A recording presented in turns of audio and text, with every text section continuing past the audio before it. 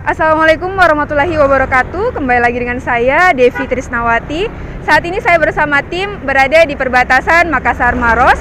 Kami akan berkunjung ke salah satu desa terpencil, yaitu Dusun Holiang, Desa Cendrana, Kecamatan Camba, Kabupaten Maros, Sulawesi Selatan. Adapun jarak tempuhnya, yakni dari Makassar ke Cendrana sendiri adalah 66 km, yang akan memakan waktu sekitar 2 jam. Dusun Holiang adalah salah satu daerah yang terletak di Kabupaten Maros, Provinsi Sulawesi Selatan.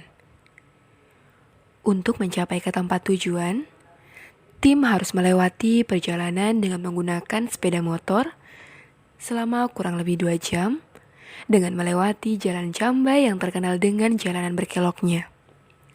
Setelah itu, tim melewati jalanan terjal yang harus dilalui dengan jalan kaki sebelum tiba di Dusun Holiang. Dusun Holiang sendiri merupakan salah satu wilayah yang kaya dengan banyaknya sumber daya alam. Saat ini kami bersama tim sudah tiba di Dusun Holiang, Desa Cendrana, Kecamatan Camba, Kabupaten Maros. Nah, untuk mencapai ke SDN 144 Holiang, kita harus melewati kurang lebih 25 kilo lagi, dan aksesnya pun dengan menggunakan motor sampai kurang lebih 10 km, lalu kita jalan kaki. Sebagian besar warga di daerah ini adalah bermata pencarian, petani, dan beternak. Memiliki kekayaan sumber daya alam, tak memungkiri bahwa wilayah ini, Dusun Holiang, memiliki segudang masalah. Salah satunya yakni masalah air bersih, listrik, pendidikan, dan jalanan yang diketahui masih sangat sulit dilalui. Masalah-masalah ini timbul sehingga Dusun Holiang masih jauh dari kata wilayah yang layak huni.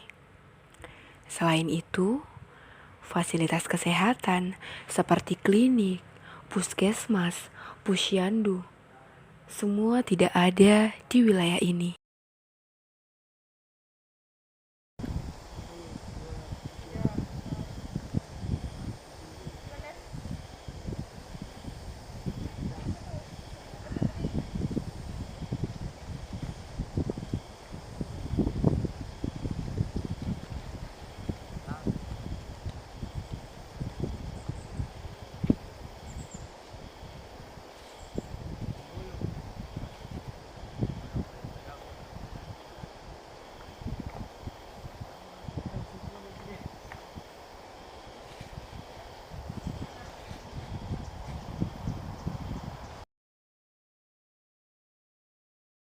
Nah, saat ini kami bersama tim sudah berada di salah satu sekolah dasar yang ada di Dusun Holiang, Desa Cendrana, yaitu SD Negeri 144 Holiang. Nah, di sini kita akan melihat bagaimana proses pendidikan yang diadakan oleh relawan-relawan dari LPM terhadap para siswa yang ada di sini. Terus, oke? Ini yang terakhir. Ini, maju sedikit, Annie. Satu langkah ke depan.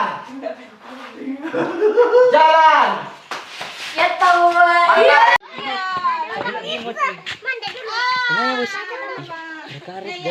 Yang besar lagi. Awas,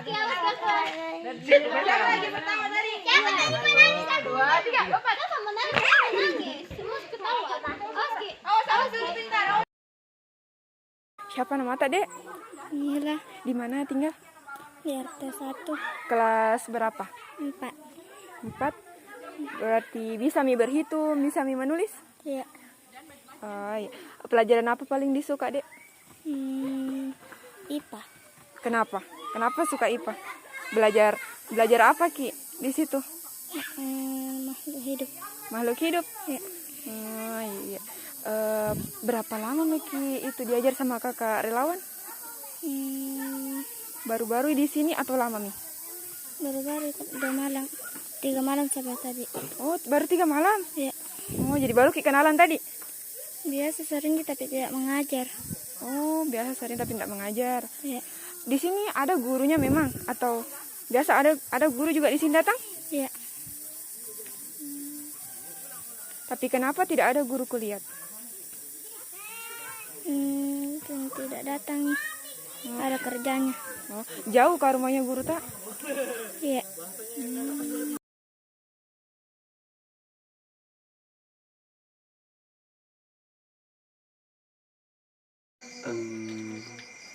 Kalau dibilang membantu sih, kami berangkat dari permasalahan yang kami temukan di sini. Kami menemukan kurangnya partisipasi dari tenaga pendidik. Ini bukan tanpa alasan, tapi memang karena akses yang susah untuk dijangkau. Satu dari 6 guru itu, cuman 1 dari 6 guru itu yang menetap di sini sebagai tenaga honorer. Sisanya itu tinggal di luar dusun Holiang, dan jaraknya itu bisa dibilang cukup jauh, dan ini yang menghambat atau mengurangi tingkat partisipasi dari guru yang ada di sekolah ini. Jadi kami di sini nih cuman sebagai pengisi kekosongan, bukan sebagai pengganti guru. Kami selalu berkoordinasi dengan guru-guru yang ada di sini karena memang statusnya sebagai sekolah formal. Ini itu Kak.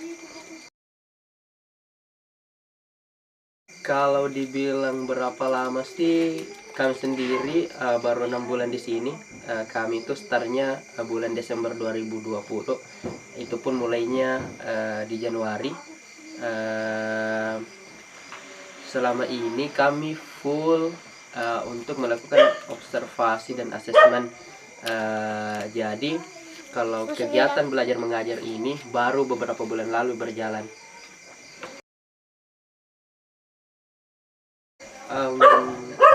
Saya selalu pakai kata kami karena kami itu kerjanya kolektif. Jadi sebelum di Holiang, daerah sebelumnya itu kami masih di Maros, tapi di dusun Cindako. Di dusun ini kami juga melihat permasalahan yang hampir sama di sektor pendidikan, ekonomi dan sosialnya. Di tempat sebelumnya ini kami mengembangkan budidaya kopi untuk meningkatkan taraf perekonomian masyarakatnya. Kemudian juga ditunjang dengan kegiatan pelosok mandiri, di mana kami membantu pendidikan adik-adik mulai dari sarana dan prasarana hingga kehadiran relawan pengajar yang kami lakukan setiap bulannya untuk menggantikan sosok guru di tempat sebelumnya. Mungkin seperti itu.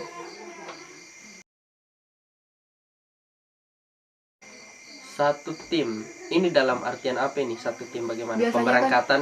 Iya. Kalau sekali pemberangkatan sih itu tergantung, tapi paling sedikit itu 3 orang. Jadi dalam sebulan itu kita kita intens setiap bulannya untuk datang, dan dalam sebulan itu kami meluangkan waktu seminggu di lokasi, kadang 3 orang, kadang 5 orang. Kalau misalnya yang lain punya waktu luang bisa sampai 7 orang. Ini kita lakukan setiap bulannya untuk menjaga intensitas kami di lokasi, bukan lokasi binaan sih, maksudnya lokasi kita melakukan kegiatan.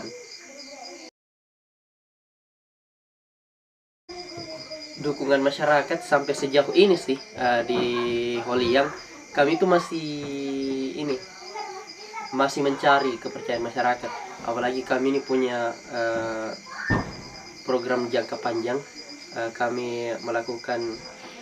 Kami punya orientasi untuk membuat dusun ini dialiri listrik, dan juga kami punya proyeksi kedepannya di bidang irigasi dan pipanisasi untuk membantu pertanian masyarakatnya. Nah, ini yang sampai sekarang pun kami belum dapat di sini, dalam artian kepercayaan penuh masyarakatnya. Sejauh ini kami sudah melakukan baseline, memetakan permasalahan yang ada di masyarakat. Kemudian kita mengetahui permasalahan-permasalahan apa sih yang ada di Dusun Paliang, dan kami menemukan masalah di bidang yang pertama itu aliran listrik yang belum sepenuhnya dirasakan oleh masyarakat Paliang karena kerusakan turbin yang sebelumnya sudah 10 tahun dipakai, kemudian 2 tahun terakhir ini belum pernah diperbaiki.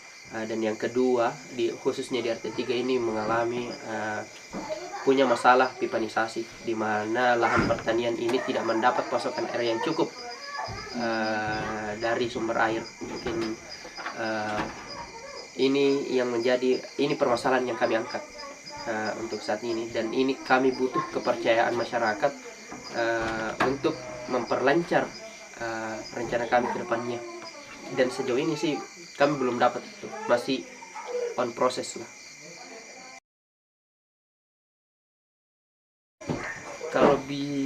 Kalau kita bicara pendidikan, sebelum kami datang pun di sini itu sudah ada sekolah. Sebelum kami datang pun di sini sudah ada guru yang berstatus PNS. Malahan sekolah ini kayaknya seingatku sudah 20 tahun lebih deh. Jadi kalau misalnya kami yang melakukan perubahan itu kayak belum sama sekali. Apa yang menjadi perhatian kami di sini itu meningkatkan saja kesadarannya anak-anak, bagaimana mereka lanjut sekolah setelah tamat SD. Karena berdasarkan hasil asesmen kami, anak-anak di sini tuh kalau sudah lulus sekolah, kalau yang cewek menikah, yang laki-laki langsung kerja atau bantu berkebun dan bertani di sini. Jadi kami hanya fokus untuk meningkatkan kesadaran saja. Kalau misalnya melakukan perubahan sampai sekarang pun belum untuk di sini. Jumlah siswa yang terdaftar di Datpodik itu 21 orang. Dan ini siswanya ini berasal dari RT 1 dan RT 3 saja. RT 1 itu lebih banyak siswa yang berasal dari RT 3. Makanya tingkat kehadiran di sekolah ini dipengaruhi sama anak-anak di RT 3 karena memang kuantitasnya yang lebih banyak.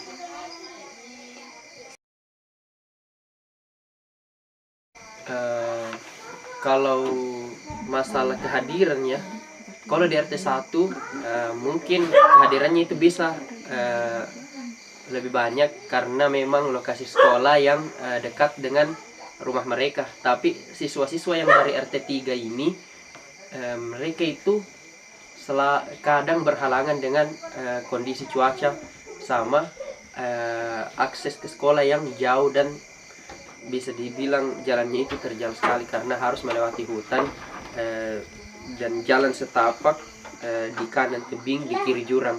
Ini yang setiap harinya harus dilalui sama anak-anak yang ada di RT 3. Jadi tingkat kehadiran siswa yang ada di RT 3 itu dipengaruhi sama cuaca. Kalau misalnya sudah hujan lebat, mereka tidak sekolah. Jadi bukan gara-gara membantu orang tua, Kak? Kadang juga mereka punya alasan untuk membantu orang tuanya di kebun, karena kalau misalnya sudah masuk musim panen, bantuan dari mereka itu dibutuhkan di kebun untuk memperlancar pekerjaan orang tuanya. Jadi kadang juga kalau misalnya hari-hari tertentu mereka tidak datang sekolah.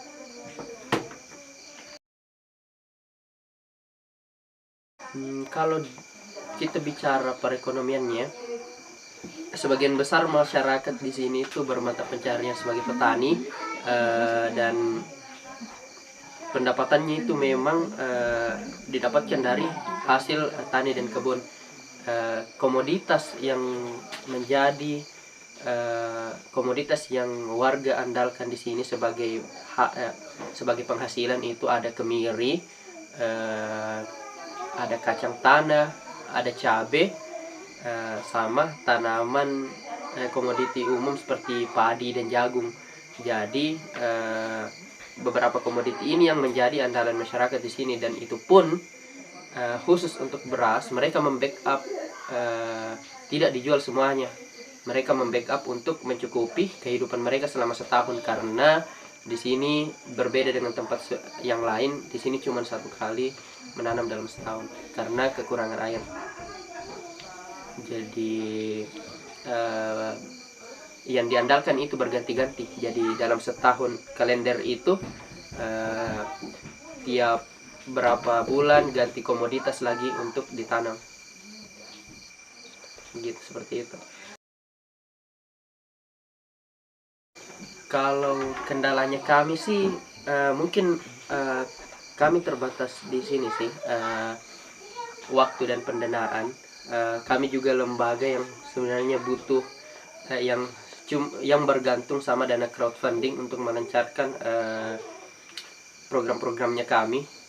Jadi selama 2 tahun kami berjalan, kami selalu mengandalkan dana-dana CSR, crowdfunding untuk melakukan program di tempat kami berkegiatan.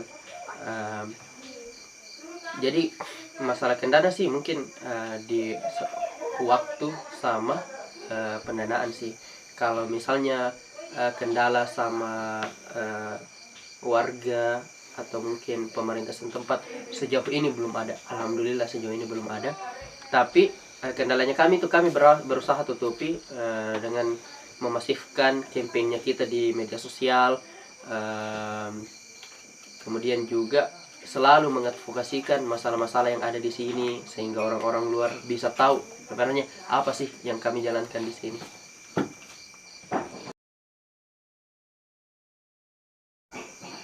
Kalau solusi dari pemerintah ya, saya belum pernah mengkaji lebih dalam masalah itu. Tapi kalau dari saya perspektif pribadi, pemerintah sudah menjalankan perannya sebaik mungkin, karena berbeda dari tahun-tahun sebelumnya. Alhamdulillah sudah ada beton yang sampai di perbatasan di atas, dan itu sudah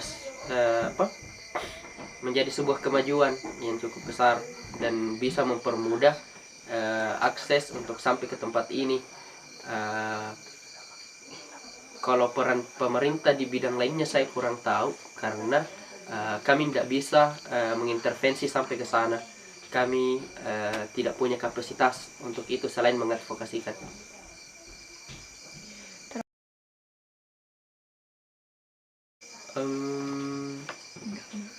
Melihat dari jumlah warganya sih kayaknya harapanku tidak seperti itu deh. Kalau harapan kami sih cuman kami mau meningkatkan kesadarannya di sini, warga, betapa pendidikan itu sangat penting. Kami mau anak-anak sekolah tidak hanya sekadar hanya karena ada sekolah di kampung mereka. Lebih dari itu, kami menginginkan kesadaran mereka untuk betul-betul melanjutkan pendidikan sampai ke tingkat tertinggi, sehingga mereka bisa kembali ke kampung mereka untuk membangun.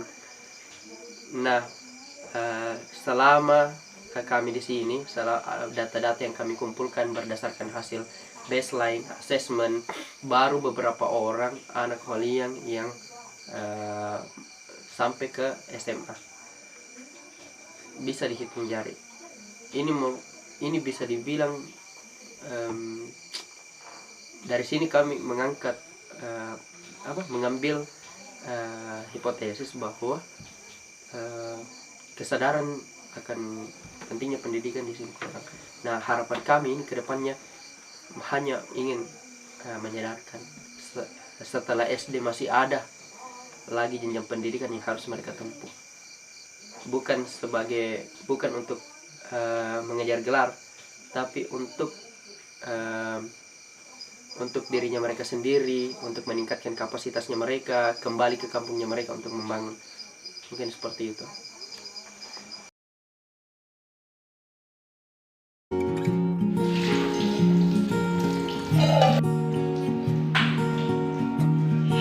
Mau kemana? Mau keluar dulu.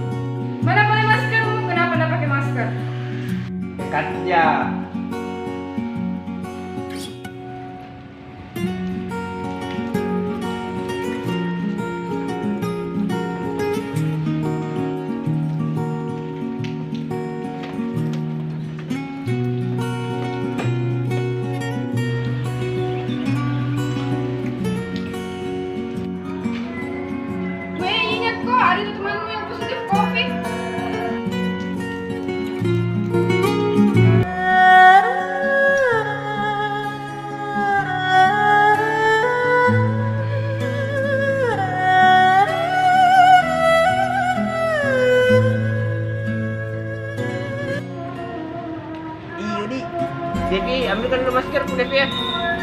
Jo, bilang Jo.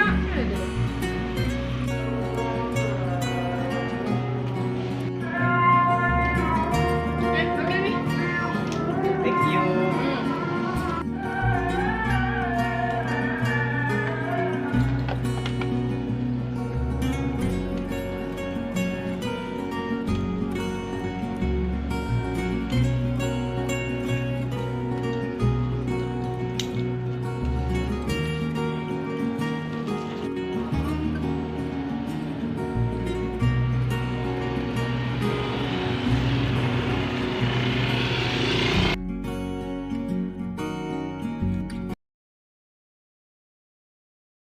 Sekali kak, karena anak-anak kakak-kakak pergi mengajar.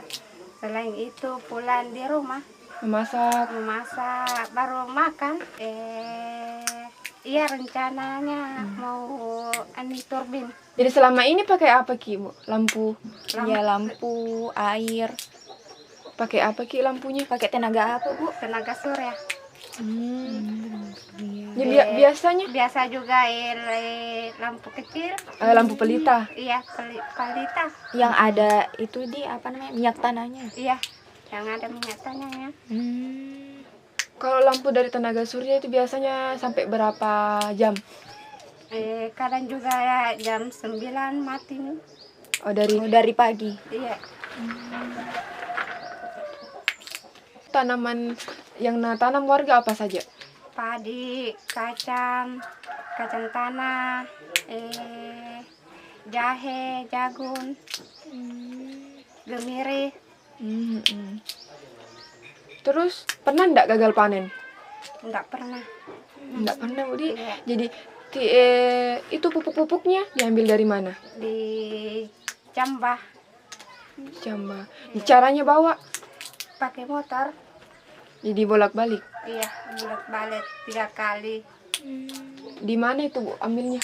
Di rumahnya Pak Dusun, kadang juga di rumahnya Haji Naimah. Haji Kita beli, Hasil panennya itu biasa dimakan atau dijual? ya dijual. Kalau padi juga dijual. Enggak, untuk makan enggak. Biasanya kalau satu kali panen berasnya itu dipakai berapa bulan? 1 tahunnya kita kita makan ada 5 karung. Ini cuman ada SD, tidak ada SMP, SMA. Tidak ada, cuma SD. Keluar sekolah, Oh, jadi kalau sudah lulus? keluar mi sekolah, baru ada juga pergi kerja, ada juga tidak, karena kalau tidak ada biaya ya berhenti. Karena di sini kasihan terpencil. Mau itu anak-anak mau lanjut sekolah tidak ada biaya jadi berhenti. Berhenti biasanya. Itu kalau anak-anak berhenti setelah lulus SD, biasanya bantu-bantu orang tua. Ya bantu-bantu orang tuanya. Di sawah, Bu? Iya di sawah, di kebun. Tapi tidak ada yang langsung menikah. Kadang juga ada baru umurnya 13 tahun dikasih nikah. Dikasih nikah di. Iya. Mau dikasih lanjut, Nggak mampu dia. nggak ada biaya. Dong. Tapi selama ini pernah Ki ke kota? Jarang. Jarang. Iya. Susah juga mau ke sana, Bu. Iya. Biasanya susah. biasanya kalau ke kota kayak apa dibikin? Nggak ada di jalan-jalan. Biasanya kalau ke kota, Ki, Bu, itu jalanannya baik. Jalan kaki sampai itu ada ecor. Baru di situ naik motor. Baru lanjut lagi naik mobil. Nggak kesusahan ya, Bu, biasanya. Ya. Kalau jalan kaki. Jadi ke kalau sana. hujan? Ya kalau hujan Kalau apa? hujan licin? licin jalanan. Pakai jalan kaki. Tetap gini. Ini kalau naik motor pasti Capek terang. pasti ya, Bu. Iya, terasa capek. Tapi mau diapa ke jalanan. Iya. Memang asli sini, Bu? Asli di sini memang? Iya asli di sini, lahir di sini. Oh, lahir di sini. Jadi jarang kasih pergi di kota. Tidak terlalu juga bahasa Indonesia. Tapi tahu Ji membaca tuh? Ya, Tahu Ji membaca? Bisa Ji? iya tahu sih. Karena tamat SD. Oh, di sini juga? Di sini. Iya di sini sih. Lama Mini SD dia? Berapa lama Mini SD?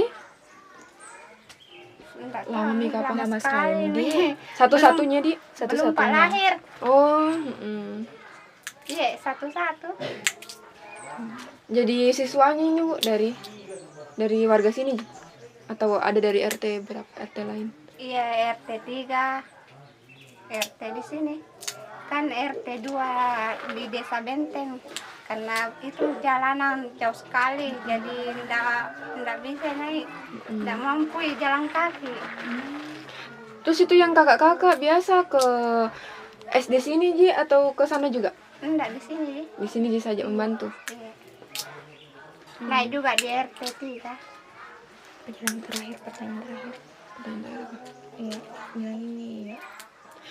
Bagaimana? Pernah Ki berharap bilang ada bantuan dari warga? Mau Ki bantuan apa supaya nanti dipublikasi Ki? Kalau pasarnya Bu di mana? Di Cambak.